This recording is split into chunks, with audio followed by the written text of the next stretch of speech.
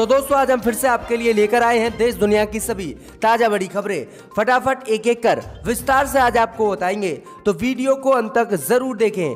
दोस्तों वीडियो बनाने में हमें काफी मेहनत लगी है, तो वीडियो को दिल से लाइक कर दे। जी दोस्तों, पहली खबर में आपको बताएंगे जो बड़ी खबर सामने निकल कर आई दोस्तों कि बाबा रामदेव को लगा बड़ा झटका। बाबा रामदेव पर चलेगा देशद्रोह का मुकदमा, प्रधानमंत्री मोदी ने दी है इजाजत, बढ़ गई है योग गुरु बाबा रामदेव की मुश्किलें। तो वहीं आपको बताएंगे दोस्तों कि बांग्लादेश ने अपने नागरिकों को दी चेतावनी, अगर किसी ने इजराइल जाने की कोशिश की तो चलेगा उस पर मुकदमा। तो वहीं आपको बताएंगे दोस्तों कि व्हाट्सएप से लगा मोदी अमित शाह को बड़ा झटका। व्हाट्सएप ने मोदी के खिलाफ दर्ज कराया दिल्ली में मुकदमा, कहा प्राइवेसी को खत्म कर रही है भाजपा सरकार। तो वहीं आपको बताएंगे दोस्तों कि कोरोना संकट के बीच कर्नाटक में भाजपा बदलने वाली है अपना मुख्यमंत्री, गिर सकती है कर्नाटक में बीजेपी सरकार। तो वहीं आपको बताएंगे दोस्तों कि किसानों ने कोरोना को लेकर मोदी अमित शाह पर बोला हमला, कहा किसान नहीं बल्कि मोदी अमित शाह ने फैलाया है देश में कोरोना। वहीं आपको बताएंगे दोस्तों कि कोरोना वैक्सीन को लेकर केजरीवाल ने मोदी अमित शाह पर बोला हमला, कहा अगर मोदी सरकार नहीं देगी दिल्ली को वैक्सीन तो पाकिस्तान ने किया भारत पर हमला तो अलग हथियार खरीदेगी दिल्ली। तो सभी खबरों को आपको एक एक कर बताएंगे दोस्तों, वीडियो को दिल से लाइक कर दें।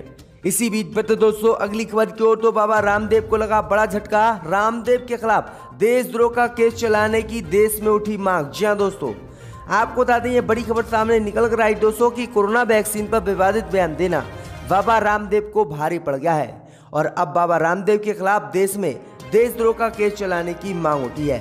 दरअसल आपको बता दें दोस्तों कि इंडियन मेडिकल एसोसिएशन ने योग गुरु बाबा रामदेव पर कोरोना वैक्सीन को लेकर गलत सूचना फैलाने का आरोप लगाया है।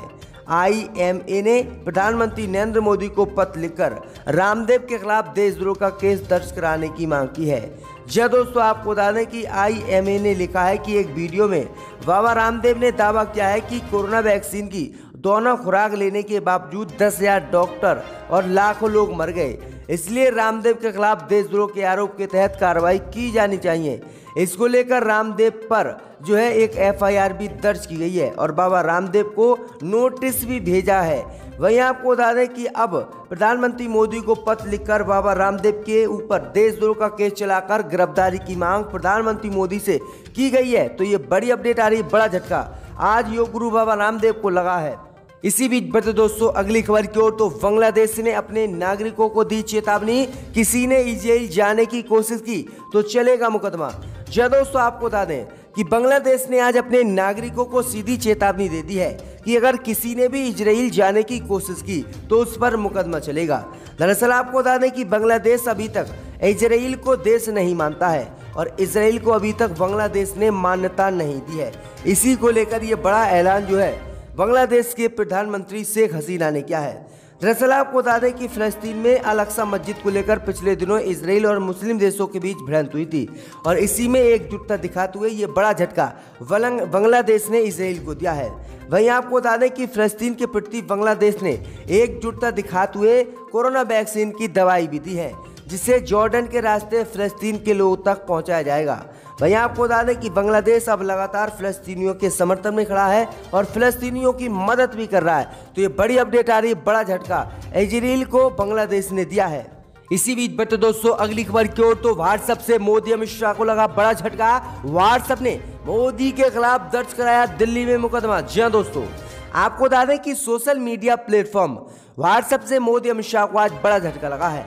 व्हाट्सएप ने मोदी सरकार के खिलाफ दिल्ली में एक मुकदमा दर्ज कराया है, जिसमें मोदी सरकार द्वारा बनाए गए नए नियमों पर रोक लगाने की मांग की गई है। सूत्रों से मिली जानकारी के मुताबिक दोस्तों की 25 मई को दाखिल इस याचिका में व्हाट्सएप कंपनी ने कोर्ट में दलील दी है कि मोदी सरकार के जो नए नियम है इससे प्राइवेसी खत्म हो जाएगी और मोदी सरकार नए नियम बनाकर प्राइवेसी का हनन कर रही है। इसलिए व्हाट्सएप कोर्ट पहुंच गया और कोर्ट में जाकर मोदी सरकार के खिलाफ एक मुकदमा व्हाट्सएप ने दर्ज कराया है और प्राइवेसी को खत्म करने की मांग करते हुए कोर्ट में ये बड़ी बात कही है और कहा है कि मोदी सरकार जो है अपने नए नियम वापस ले। तो ये बड़ी अपडेट आई दोस्तों, व्हाट्सएप ने मोदी को बड़ा झटका दिया है। इसी बीच पर तो दोस्तों अगली खबर की ओर, तो किसानों ने मोदी अमित शाह पर बोला हमला, कहा किसान नहीं बल्कि भाजपा ही फैला रहे हैं देश में कोरोना। जी हां दोस्तों, आपको बता दें कि देश में रोजाना कोरोना वायरस के नए मामले सामने आ रहे हैं। ऐसे में लगातार किसान आंदोलन को कोरोना के बढ़ते केसों का भाजपा अब जिम्मेदार ठहरा रही है और किसान आंदोलन को खत्म करने की मांग कर रही है। इस बीच आपको बता दें कि भारतीय किसान यूनियन के नेता राकेश टिकैत ने अब इसी कोरोना वायरस को लेकर भाजपा पर बड़ा हमला बोला।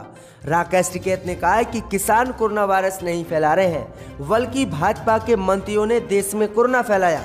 राकेश टिकैत ने आरोप लगाया कि मोदी अमित शाह ने बंगाल में जमकर रैलियां की और चुनाव प्रचार किया। इसी दौरान पूरे देश में कोरोना फैला और अब भाजपा के नेताओं ने कोरोना फैलाकर देश की स्थिति गंभीर कर दी और अब किसानों पर झूठा आरोप लगा रहे हैं कि किसानों से कोरोना फैला है। वहीं राकेश टिकैत ने कहा कि भाजपा हमें बताए कि अब तक कितने किसानों की मौत कोरोना वायरस से हुई है और कहां पर किसानों ने वायरस फैलाया है।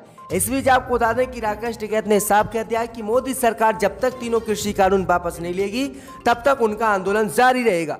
इसी बीच बतो दोस्तों अगली खबर की ओर, तो कोरोना संकट के बीच भाजपा कर्नाटक में बदलेगी अपना सीएम। जी हां दोस्तों, आपको बता दें ये बड़ी खबर सामने निकल कर आई दोस्तों कि कोरोना की दूसरी लहर से जूझ रहे कर्नाटक में बुधवार को ऐसी अटकलें तेज हो गई हैं कि भाजपा अपने मुख्यमंत्री वीएस येदियुरप्पा को कोरोना संकट में बदलने वाली है। कुछ मंत्रियों और विधायकों ने पहली बार इस बात के कदमों का खिलौने तौर पर स्वीकार किया है। जी हां दोस्तों, आपको बता दें कि हालांकि मुख्यमंत्री के करीबी माने जाने वाले कई विधायकों ने इस तरह के बदलाव की आवश्यकता पर कोई सवाल उठाते हुए कहा कि 78 वर्षीय दिग्गज नेता अपना कार्यकाल पूरा करेंगे और 2 साल बाद अगले चुनाव के दौरान पार्टी का नेतृत्व भी करेंगे। दरअसल आपको बता दें कि येदियुरप्पा से लगातार कई विधायक कर्नाटक में नाराज हैं और पिछले दिनों भी भाजपा ने सीएम बदलने की कर्नाटक में कोशिश की थी, लेकिन उस समय सीएम नहीं बदल पाई थी भाजपा, लेकिन अब बदलने की कोशिश की जा रही है। इसी बीच बढ़ते दोस्तों अगली खबर की ओर, तो दुनिया में सबसे पहले कोरोना वैक्सीन लगवाने वाले शख्स की मौत। जी हां दोस्तों, आपको बता दें कि कोरोना वायरस का संक्रमण दुनिया भर में तेजी से फैल रहा है। इसके प्रभाव को कम करने का एक ही उपाय है और वो है वैक्सीनेशन। हर देश अपने नागरिकों को वैक्सीन लगाने का काम कर रहा है। इसी बीच दुनिया में सबसे पहले कोरोना वैक्सीन लगवाने वाले पुरुष विलियम शेक्सपियर नाम के शख्स की मौत हो गई है। लोग विलियम को विल शेक्सपियर के नाम से भी जानते थे।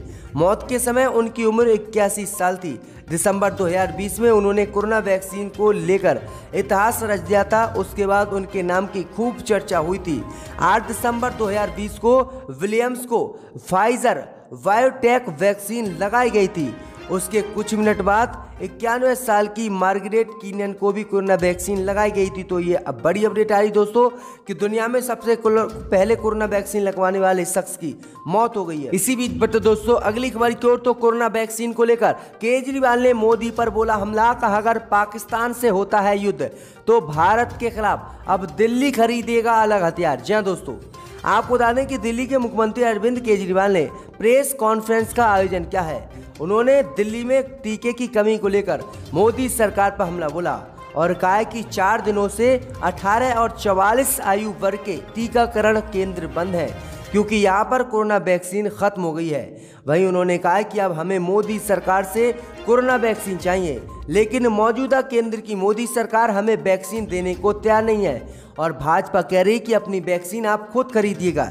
इस बीच भाजपा पर हमला बोलते हुए अरविंद केजरीवाल ने कहा कि अगर पाकिस्तान भारत पर हमला करता है तो दिल्ली अलग से अपने हथियार खरीदेगा और दिल्ली ही अलग से उस पर हमला करेगा, यानी देश से दिल्ली को कोई मतलब नहीं है। यही केजरीवाल ने कहा है, क्योंकि आपको बता दें कि केजरीवाल लगातार कोरोना वैक्सीन मोदी सरकार से मांग रहे हैं, लेकिन मोदी सरकार कोरोना वैक्सीन दिल्ली में नहीं दे रही है केजरीवाल को।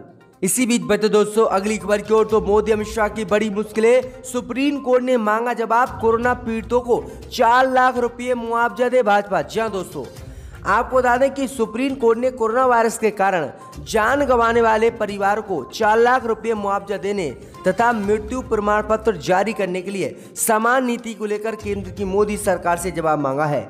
शीर्ष अदालत ने कोरोना के कारण जान गंवाने वाले परिजनों को आपदा प्रबंधन अधिनियम 2005 के प्रावधान के तहत 4 लाख रुपए देने की मांग वाली याचिका पर सुनवाई के दौरान सोमवार को केंद्र सरकार से जवाब मांगा है।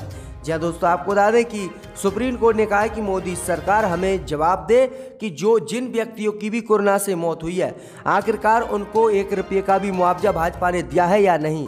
अगर नहीं दिया है तो भाजपा 4 लाख रुपए का मुआवजा कोरोना पीड़ितों के परिवार को दे।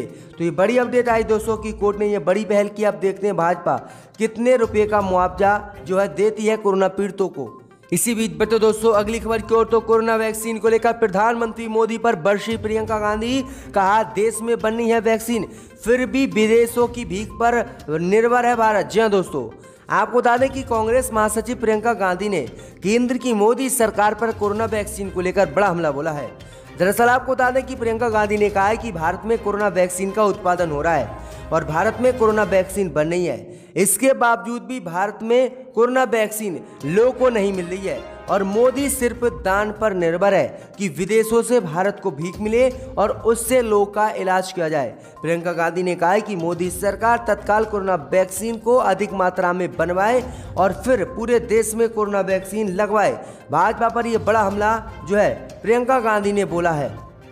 इसी बीच बता दोस्तों अगली खबर की ओर। तो लक्षद्वीप को लेकर मोदी अमित शाह पर बरसे राहुल गांधी। कहा लक्षद्वीप है भारत का आभूषण, सत्ता में बैठे कट्टरपंथी इसे कर देंगे नष्ट। जी हां दोस्तों, आपको बता दें कि केंद्र शासित प्रदेश लक्षद्वीप में नए नियमों के मसौदे के लेकर कांग्रेस के पूर्व अध्यक्ष राहुल गांधी ने केंद्र की मोदी सरकार पर जमकर हमला बोला है। उन्होंने आरोप लगाया है कि सागर में स्थित भारत के इस आभूषण को नष्ट किया जा रहा है। कांग्रेस नेता ने कहा कि वह लक्षद्वीप के लोगों के साथ खड़े हैं। दरअसल आपको बता दें कि केंद्र की मोदी सरकार ने तत्काल जो है लक्षद्वीप में गोश्त पर बैन लगा दिया और शराब के बिक्री पर इजाजत दे दी। इसी को लेकर पूरे देश में बवाल है और अब राहुल गांधी ने भी लक्षद्वीप को लेकर मोदी सरकार पर हमला बोला है।